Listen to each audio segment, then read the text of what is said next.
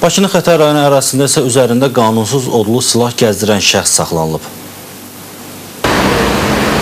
Xətai rayon polis idarəsi 37-ci polis bölməsinin əməkdaşları qanunsuz odlu silah əldə edib, saxlama və gəzdirməkdə təqsirli bilinən şəxsi yaxalayıb. Əvvəllər də Cinayət Məcəlləsinin bir neçə maddəsi ilə 3 dəfə məhkum olunan Bakı şəhər sakini 40 yaşlı Əflatun Salmanov şübhəli şəxs qismindən saxlanılıb.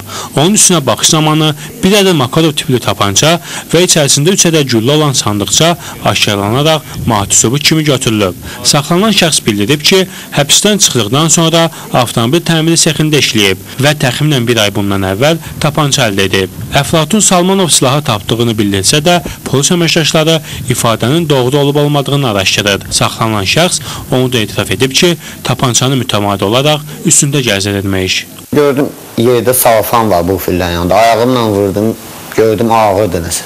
Getirdim, açdım içində əski də vardı, bükülü bir şeydi. Baxdım ki, silahdır.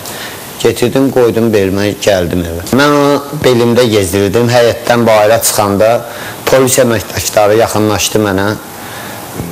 Soruşdular ki, sizdə belə bir şey var. Dedim, bəli, belimdə. Çıxartdım, qaytardım. Məni getirdilər, polis bölməsinə gəldilər. Faktla bağlı cinayət işi başlanılıb, istintaq aparılır. Hazırda kriminalistik ekspertiza silahdan hər hansı bir cinayətdə istifadə edilib, edilmədiyini araşdırır.